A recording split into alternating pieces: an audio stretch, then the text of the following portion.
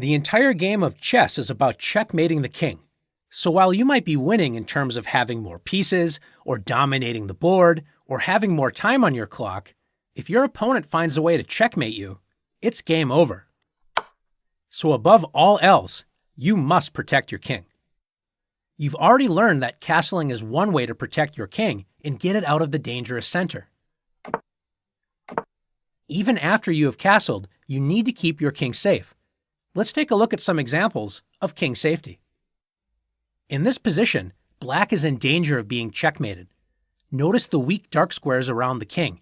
White is ready to play queen g7 checkmate on the very next turn. How can black add a defender to the g7 square and avoid checkmate? Bishop f8. The dark squared bishop arrives just in time to prevent checkmate on g7 and attack the white queen. Let's take a look at another example. In this position, white decides to capture the knight on g6. Black does not want to allow white to win a piece for free, so black should recapture the bishop. Does it matter which way black recaptures the bishop? In this case, one capture loses the game instantly, and the other move keeps the game going. Let's take a look at h takes g6.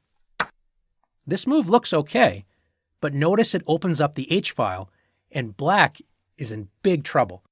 There are two pieces of white's, the queen and the rook, lined up on the h-file, and now that the h-file is wide open, checkmate is delivered on the very next turn. Let's take a look at the other capture and see if that would have been better. Black could have played f takes g6. Notice this doesn't open up any lines of attack against the black king, and also black's knight is protecting the pawn on h7, so the queen should not capture that pawn. Let's take a look at one more example together.